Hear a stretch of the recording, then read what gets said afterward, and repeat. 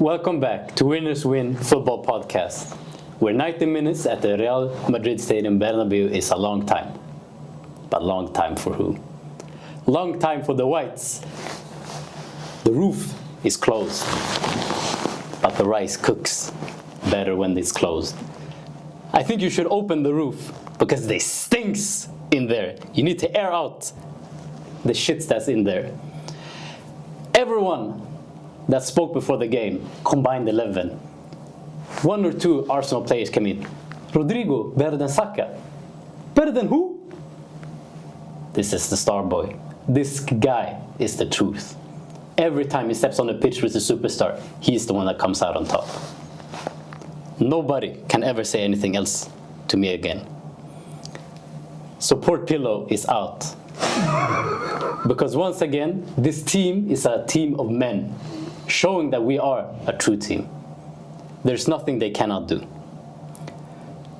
For all the embarrassing things Real Madrid has done the past week, remontada this, remontada that, posting 3, 4, 5 clips every day saying, we're gonna make it a comeback. Everyone buying into the hype, saying, yeah, of course, we're gonna do it. Easy, it's what we do.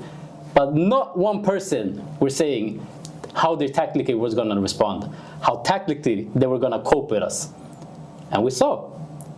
Their entire thing was just be more intense, run a bit more. And we saw that. This time, instead of running 12 kilometers less than us, you only ran 8 kilometers less than us. More intensity. But no one told us how we're gonna do it. I'm so happy this tie is over. You know why? Because I thought Arsenal fans were unbearable. But now I know. Real Madrid had the the smallest mindset, the littlest dick energy I've ever seen in a football club. While still being the biggest club in the world, they still have this small mindset. They are so scared. I've never seen anything like this. I'm so happy that it's finally over because I can't keep taking the shit that your fans and your club are saying. They've been saying for the past week. I told you before the game, I can't wait for this to be over because they talk so much shit without backing it anyway. But I don't want to talk down on another club too much. I want to big up my team which has done well.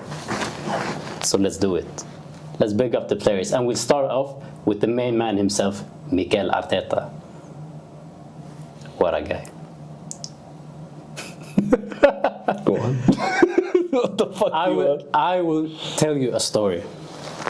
When Unai Emery was our coach, I stopped watching football because it was so depressing. I didn't even want to watch Arsenal anymore because it was so boring.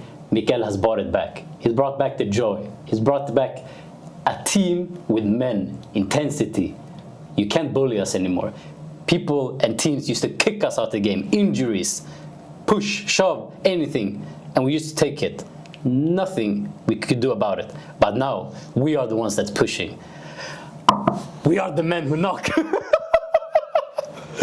There's nothing they can do to us anymore because we are now the bullies. And Mikel Arteta has made us like that. There's no phase within a game that we will not dominate. Defensive, transition, attacking, control. Don't matter. We will do it. And we will do it at the highest level because of him. Are you done? I will never be done. Are you done? Go on, what do you want to say? All right. I'm going through the stages of grief. Yes. Denial.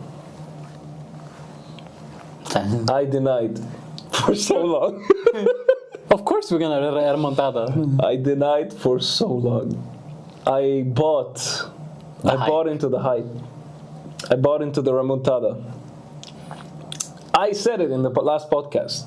Listen, I have 2 roads to go. Yeah. Accept reality and be depressed, or become delusional and become happy. For a week. For a week. But it's a good week. It was a really good week. I posted so many remontada videos. All the Real Madrid anthems. I was so happy of those TikTok backgrounds.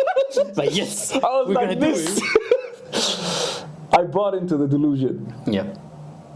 I was sending messages to all my friends. I was screenshotting all all the tweets of Arsenal fans saying it's done. I saved a hit list. I really did. Yeah, now Of all the people. and now you deleted it. And then I denied up until your goal. The 2-1, the second goal. Up until the 2-1. I Yeah, denied. we can do it. We can do it. And then now I'm in the argumentative phase. We're about to argue. I'm dealing. Let's deal. Negotiating phase, it's called. Listen, my friend. We know Arsenal history. Here we go. Enjoy. No, I'm happy for you. I'm happy for you. He's not. Enjoy. This comes along every 20 years. Enjoy. It happened before. It's okay. 2006, it happened. And you won. Did you win the Champions League that year? No, you didn't. Wait, what happened 2006 when you beat us? Oh. And you also beat us in a shitty season. And this year, oh yeah, it was a shitty Real Madrid season. What happened in the final of 2006? It doesn't matter. Because Arteta is here. And he's here to break the curses. Is Arteta a bigger legend than Wenger? If he wins the Champions League, he will be. At the end of Arteta's career, he will be a bigger legend. Sporting-wise, but not for the club. Sporting-wise, yes. All right. Title-wise. This is what I'm gonna say. Delusion. No. I'm right now between the negotiating phase and depression. Mix and matches. I'm mixing and matching. I hope, for your sake, that you win the Champions League. Because if you don't, bro, right now on my hit list, you are higher than Barcelona.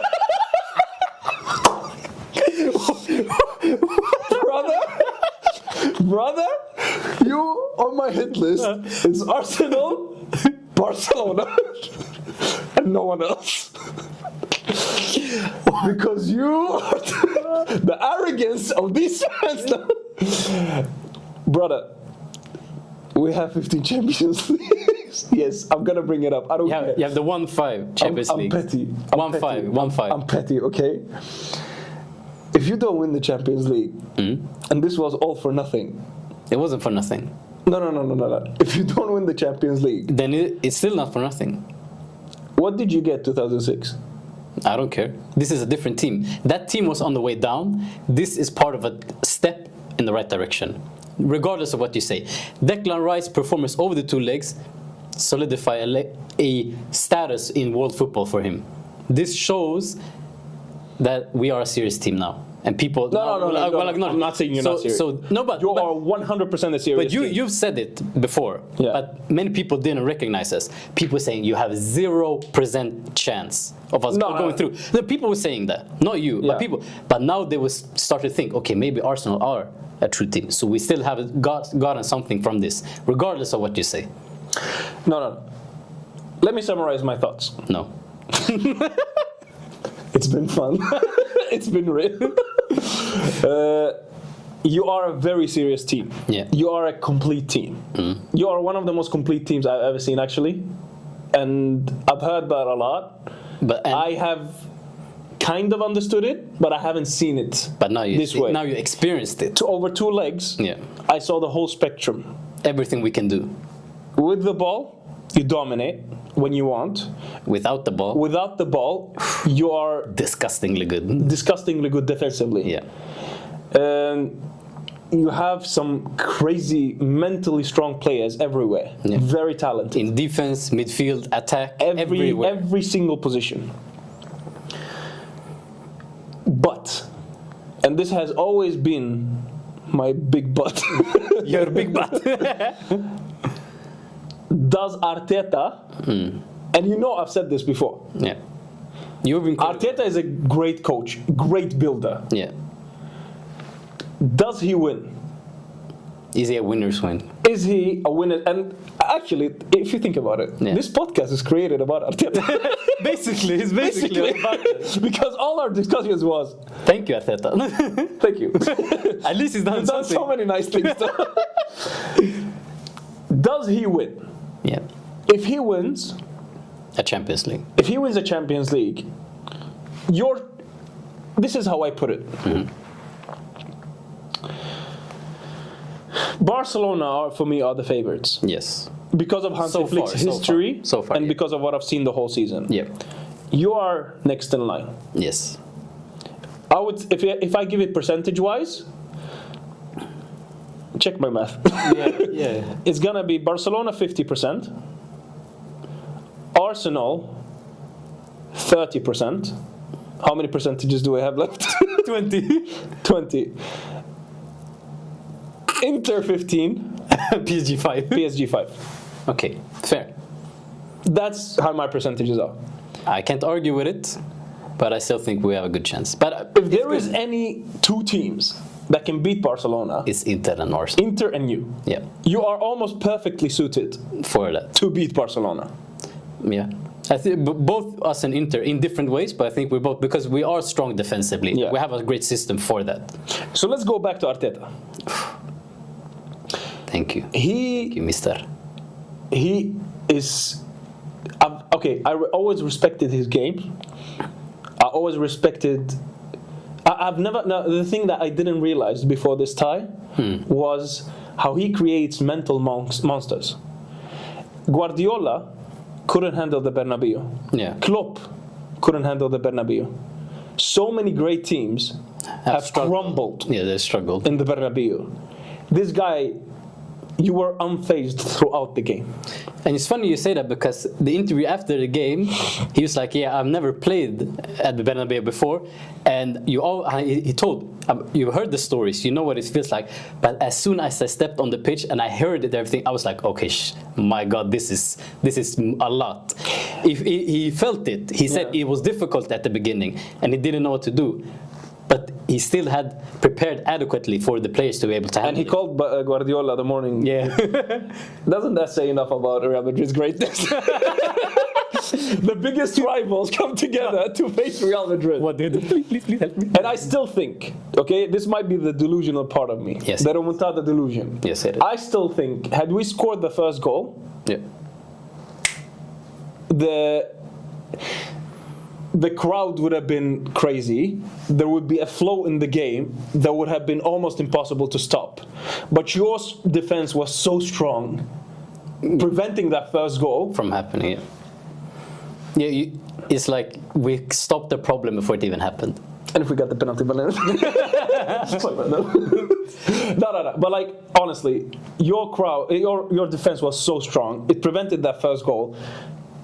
That's why we never had the chance throughout the game. I want to do it like this. I want to go through the entire Arsenal team and talk a little bit about each player and what our thoughts about them. Let's start with my favorite player in Arsenal. Okay. No, I'm kidding. But a guy that I've been praising, you don't I think praise he's good. as much. Yes, think he's which I've been critical of. Raya. For me, always on point. Always in the correct spot. Yeah. And that is such an underestimated quality for a goalkeeper. Yeah. A lot of goalkeepers get praised for making crazy saves. This guy is always on point. Very few goalkeepers in the world right now are so good with their feet and so stable as goalkeepers. And that's what I realized throughout this tie. Yeah. He didn't have to make some crazy saves. But He was always on point. And that's enough Yeah, you don't have to if do you much have a defense in front of you. It's similar to Oblak with the Atletico Madrid defense. You just have to make good saves enough. Yeah. And be good with the And ball. for me, that's the thing that I've been critical of, because over a season, I don't feel like he's doing it enough. I want him to be like that more. In this game, for sure. But over a season, I want more of that. And let's have a quick debate then. Yeah. who else would you have in the world right now, in the football world, other than Raya? I'm not saying I know there is a player like that. The thing I'm hearing about is the Juan Garcia from Espanyol, I think, the Spanish goalkeeper. Yeah. And they're saying he's like Raya, but with saves on top of him. But he's young still, so he's probably not as good as him in the future, maybe. Maybe it's a perfect time to bring him to. Yeah, exactly. And that's the thing which I think we're doing. How old is Raya? 29, I think. So he's hitting his prime. He's hitting his prime. Yeah. But what I love about the thing that you tried to put in so many crosses, and Raya's best and greatest quality is catching crosses. He is always at the right place at the right time when it comes to crosses. We'll get to that later. Yeah, but every corner. Regarding our crosses. Yeah, sorry. We'll get to that later. Yeah, but any team that plays us, when they start putting crosses, I feel safe. I'm like, if someone doesn't head the ball away, I know he will claim it. All right. 100% of the time. Timber. Well done, Raya. You know what's crazy Let's about talk Timber? about Timber. You know what's crazy about Timber? He's younger than Saliba. Did you know that? He's younger than Saliba. When I think about Timber, I'm thinking, this guy's a veteran. He's been playing this game for a long time. But he's such a young guy. Bro, this guy... Every player that he comes up against, lockdown. Bro, this guy is reading Bible verses. How... And he predicted the score before the game. His Bible verse was Joshua 1:5. I love you, Timber. I mean, other than Walker, Yeah. no right back has ever locked Vini the same way Timber has. Nah. And for me, that's the thing that reminds me, Timber with Walker. Yeah. Because he The can mentality to go, I'm locking you down. Yeah. And there is no way you escape. And this, I saw in Timber, the first game in Arsenal. I watched the Community Shield against City, and I was like, oh, this is a world-class defender. I remember he was left back as well. And it was so sad because that was his first game. And he Next got game, into 6 months. ACL. Yeah. And he was out for the entire season. This year is his first real season for Arsenal off an ACL injury, and this is the level that he's producing. And now, petty time. He should have at least got a yellow. Brother. For what? I don't remember. Brother, he tackled Vini so many times. That's just you being said. Anyways. Timber. Saliba. Saliba, thank you. Thank you for bringing the delusion out in the Real Madrid fans. They were thinking, we have scored a goal. Yes, we have a chance. But Saliba was just, feeding you a carrot, thinking, the donkey with the carrot and the stick. Have you seen the article? There was like... Are you calling me a donkey? Yes. A muti.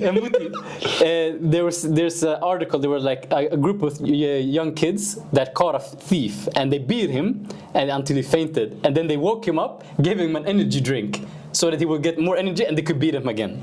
That was what Saliba did. I mean, there were 2 points in this game, which made me believe in the remontada. That was one of them. The first one was the Courtois save. Yeah. I was like, this is just, it's meant to be. You cannot escape the remontada.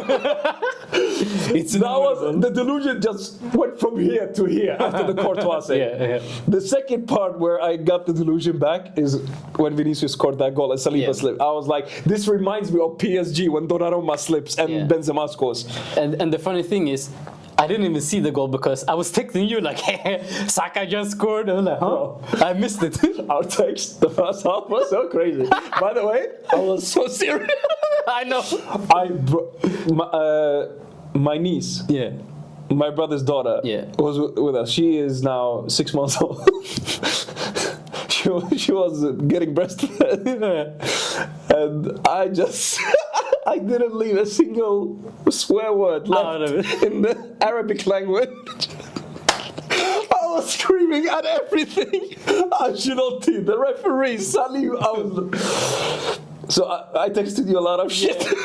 And I was very happy about it because even after, oh my god, after Saka missed the penalty. Yeah. Oh.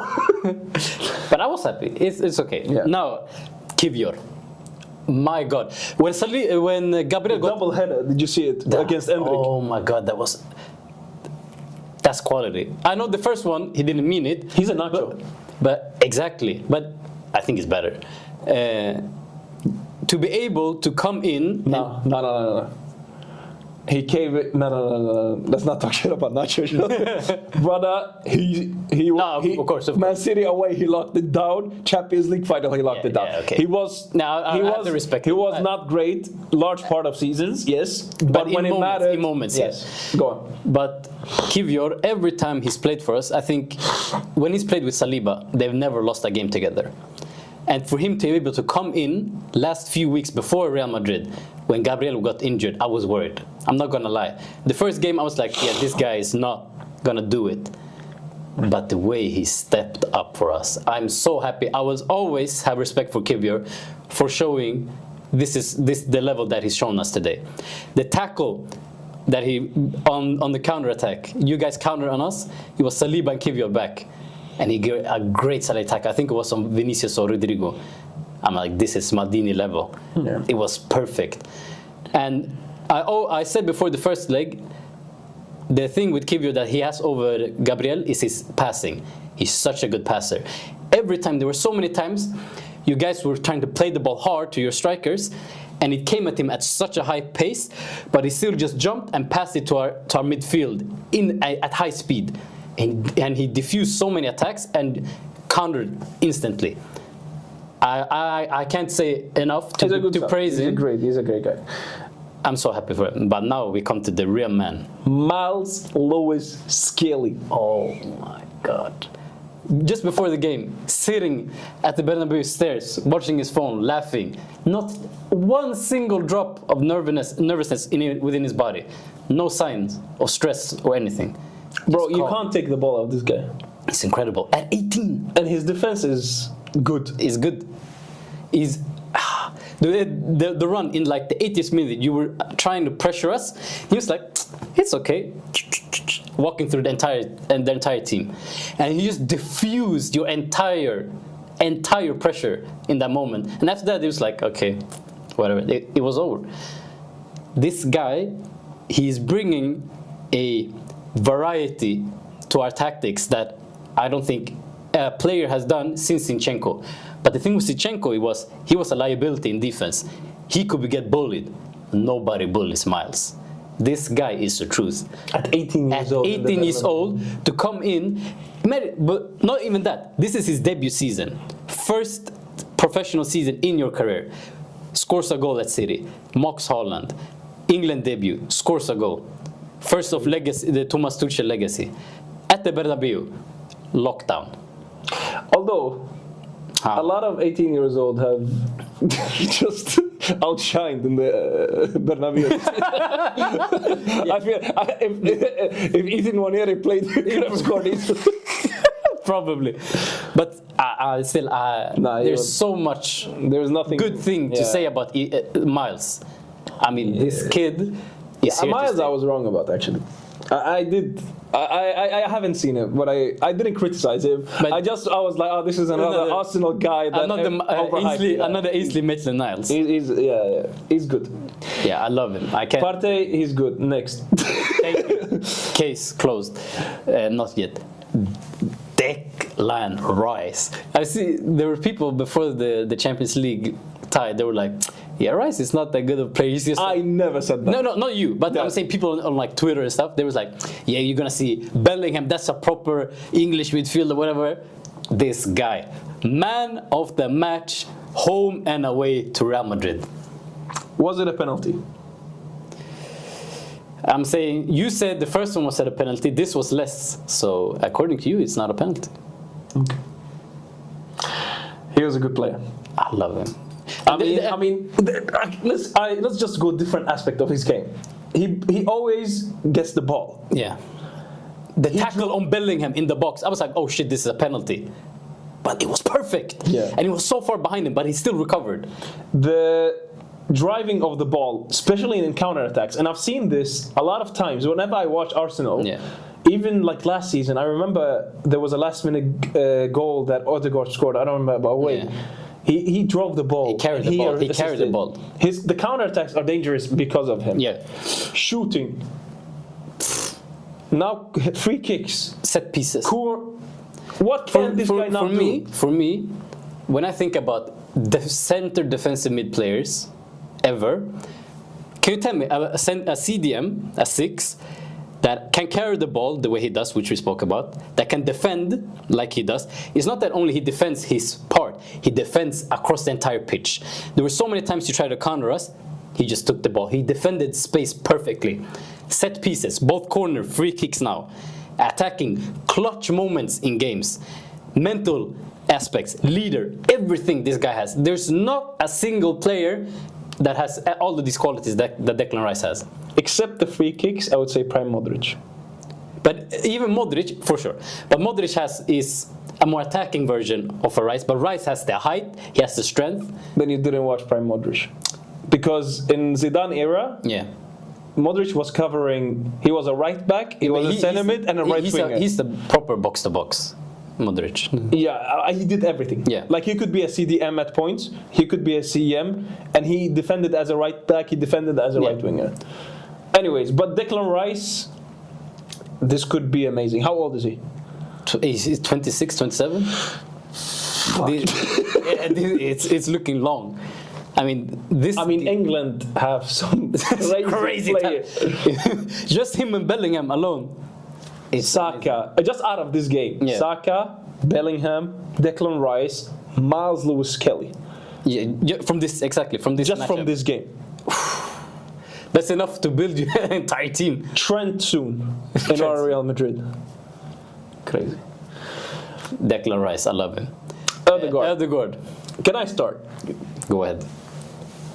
The thing with him, I noticed this game, and my brother said this as well during the game. He was like, Ødegaard's only function is to pass it to Saka. Thank you. And what have I been saying? But then later on in the game, I started noticing something else. He does bring the calm in the storm. When you need to rotate the ball, when you need to calm the play down, he does do that. And that was very much needed in this game. Yeah. But there are two aspects. He calmed down the play, but he wasn't a threat to the goal. Exactly. There were so many times where we had a chance to go and attack, and he just misplaced the pass. Either played it too far, or behind the player, or just missed it completely. And this is the thing that I'm complaining about. We need a player that has some kind of threat about him. Like when he has the ball, you're a bit scared. But no, I'm not.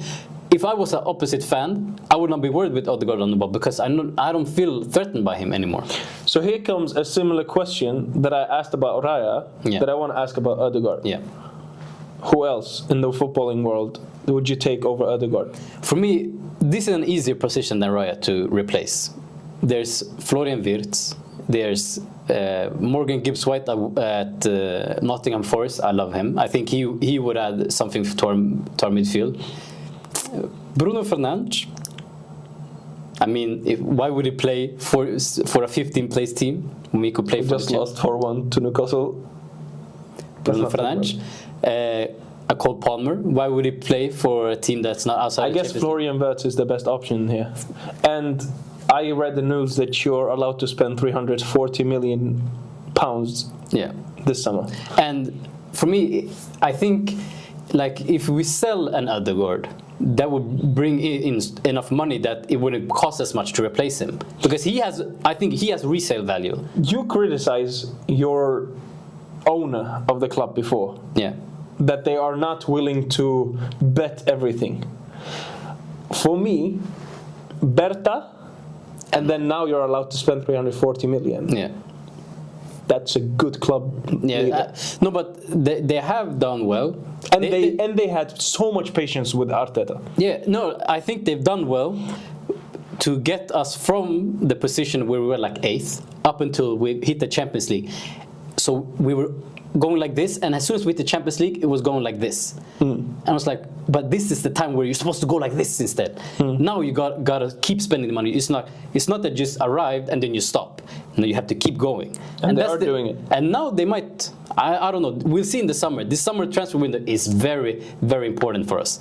This will determine a lot on our future.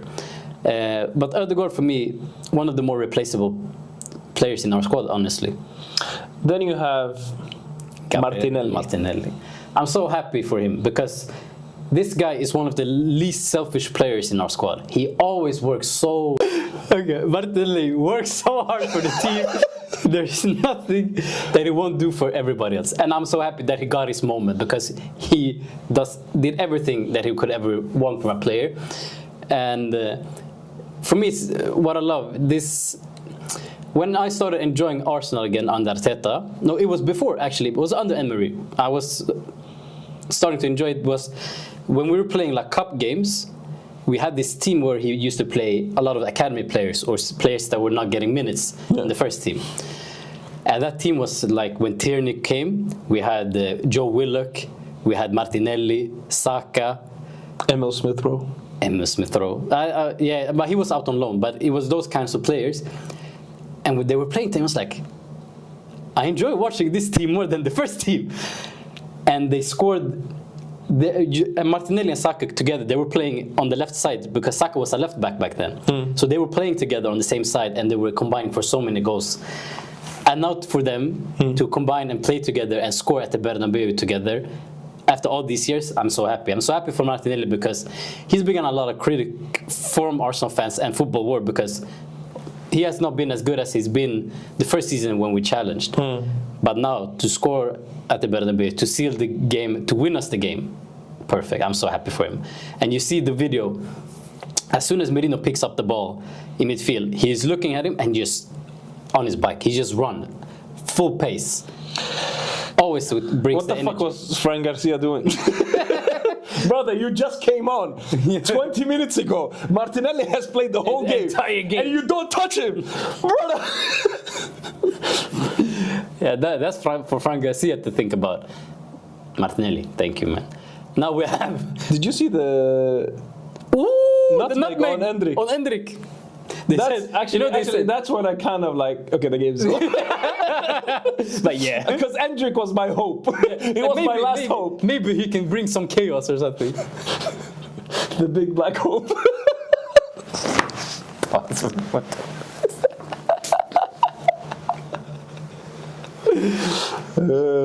And now he went through the hole. Anyways, now I forgot what I was gonna say. You distracted me. Mikel Merino. Yeah. This guy's cousin. Thank you to everyone who's telling me he looks like him. I performed. My cousin performed. 2 great assists. Bro, I'm telling you, he is your starting central forward. You accidentally happen to have a great central forward. Finally, you have your Bellingham. Enjoy him while he lasts. Don't talk to me about Havertz. Brother, there is a reason you lost last season. You know what it's called?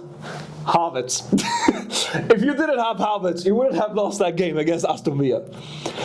Trust me, since Mikel Merino came on and Havertz has been injured, you've been winning games. Your season has turned around.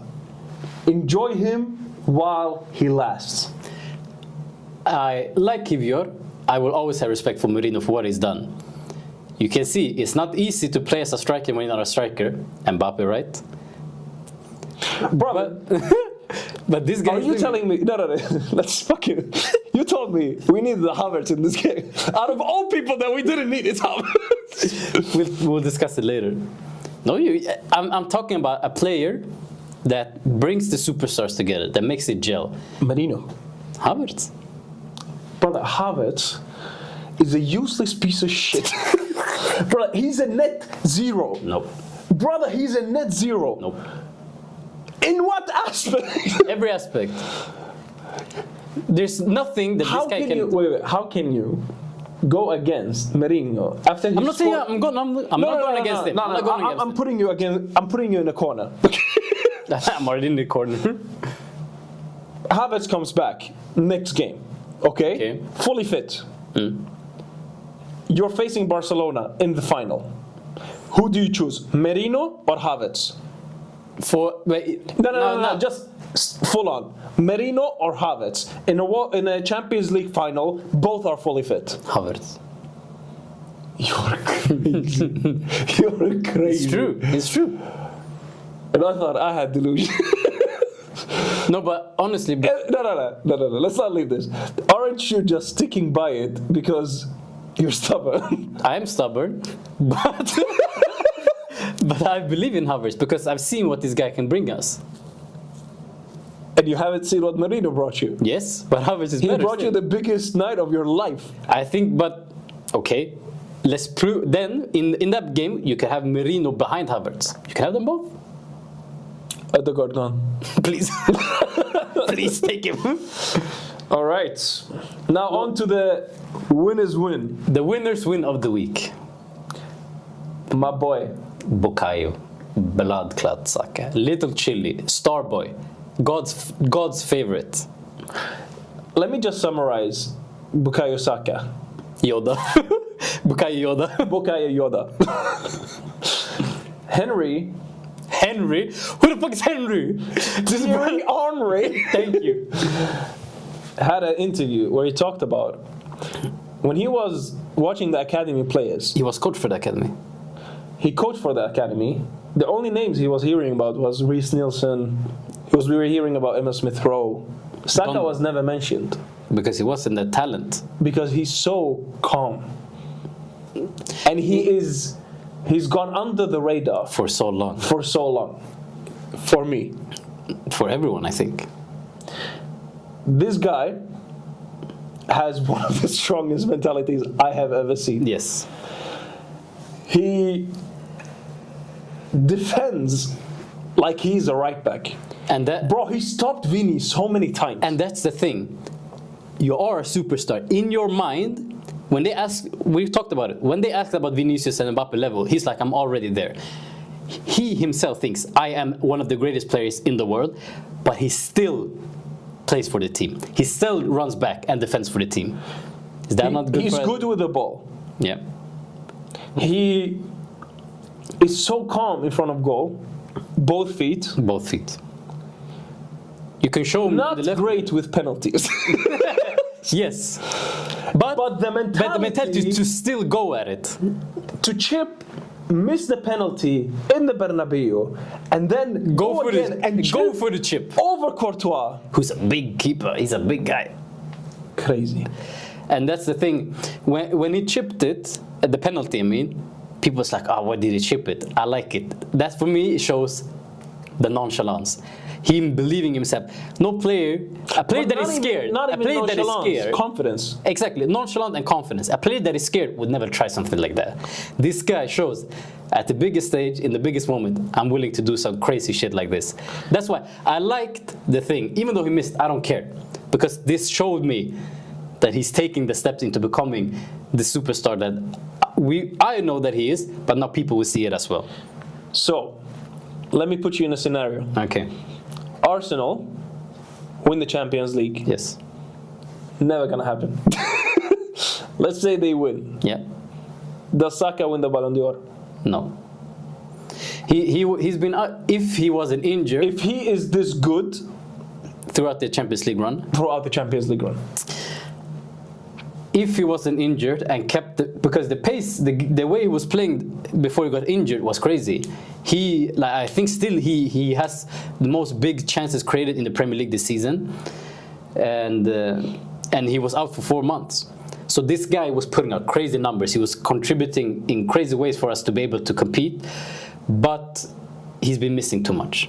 Even if he, let's say, win us the Champions League, I don't think it's enough. Let's say he wins the Club World Cup for you. Do you play the Club World Cup? If we win the Champions League, yeah. Okay, good. Not good. I don't want to play it. I don't want to play it. But so I don't think he should win it, even though I think he has the potential to win it one day because, like you told me, like you said, the mental aspect of his game. Whatever these guys go through, he's always able to go with it and to make it into one of his strengths. When we need someone to create, he will be one to be creative for us. In this game, we needed someone to score. He's the one that scores. Whatever the team needs, he adapts and provides for us at the highest level. And he always delivers, no matter who is on the pitch. He never plays, is never like, this guy plays in Division 5, or this guy just won the Ballon d'Or. he plays every player exactly the same, and the outcome is almost always the same. He always delivers in these moments. He's class. And that's why I think when people talk like, well, Vini's his biggest attribute is dribbling or his whatever. Saka's biggest attribute is his mental. That is making him able to learn and execute whatever he would want on a pitch. If Arteta tells him, you need to do this, he will do it and will do it at the highest level. So I think there is honestly next to no limit to this guy. He will improve and improve and improve every season throughout his career. And he's just 23 years. 23 years old. Crazy.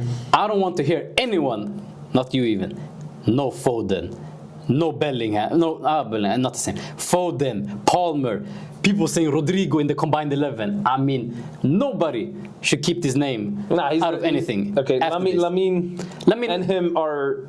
I would see at the end of the season. I would say, in the world, it's him and Salah are the best. Oh, yeah. Lamine, then, I think in a couple of years, 1 or 2 years, Lamine will go past Saka for sure. Lamine is a much bigger talent than Saka. But you never know what happens in his career. I'm hoping that nothing happens bad for Lamine. I hope everything goes well for him. But you never know. Saka, he's had so many hurdles, so many obstacles, but he's been able to go through them. We don't know what happened with Lamine. Yeah. I'm hoping it will go good for him. But anyways. So we had a bet. Yes, we had a bet. This was in the first week of this podcast. Yeah. Back in November. The setup was not as charming, not as good looking. Different times. Different times. I said Palmer would be in more either top 11 or 11 of the season in the Premier League or for FIFA. Yeah, Ballon d'Or. Or win more Ballon d'Ors or win more Premier League players of the season. Yeah, so more individual accolades than Saka. You bet for Saka. Yeah. It's not looking good. It's not looking good. Foden. Brother, I had a Chelsea fan fucking tell me Palmer is better than Vinicius. First I argued and then I started believing him. The delusion. What the fuck? Look what he's done to you. What has you done? No, crazy. No, it's not even close. And that's the thing. But you never know. But you never know in football. Of course, you never know in football. But the thing with Saka that shows his greatness, every time somebody comes up and is doing well, they compare him to him. Yeah. And every time they compare him to him, Saka always comes out on top. Yeah. Eventually. I remember a lot of years ago, there was Mason Greenwood, Foden, and Saka. Look at them three now. Look at the difference in all of them. And that's the thing. And they were comparing Brandon Williams. They'd be comparing, I don't even know who, throughout the years. But this guy will always come up. Last thing about Arsenal. Yes. Finally for you. How long do we think they get how far do they get in the Champions League? Be honest. Don't try to make it nice or try to downplay or try to overplay. Just what do you feel? Genuinely. I genuinely feel like we're already in the final. No. Do you feel like you're winning the Champions League? If you face Barcelona in the final? Yes, I think we'll win it. We got it! I think against PSG... Oh, dude, this is going to be... If it's a Barcelona-Arsenal final... It's going to be your worst nightmare. This is good. Who would you support? Who would you support? In the Barcelona... Generally? The referee? Generally? Not Barcelona. Almost. It's that bad. It's that bad, huh? For a Real Madrid fan to say you rather support Barcelona than Arsenal in the final. You know why? Why? Barcelona have 5 Champions Leagues. Okay. If they win another one, they have won before. Yeah. It's okay. As long as they don't win the treble. Yeah. It's okay. They're gonna win the treble. We'll see. Delusion. So 5-6 Champions League doesn't really... It's not that much. You have 0 Champions League. Yeah. It will be a lot. From 0 to 1. It's Brother, big. You're barely Tolerable at this moment in time. if we had the you win the Champions League. My God. So, I take Barcelona. I swallow that poison. That's crazy. Fuck it. Never mind. Ladies and gentlemen, we got him. What am I here? Brother, it's because then I can at least say, forever, you won, but at what cost? It didn't matter. It didn't matter. If you win the Champions League, it mattered. So that's all about for Arsenal. the Arsenal game. About It's been fun. It's been real. Watch the next clip. Ciao.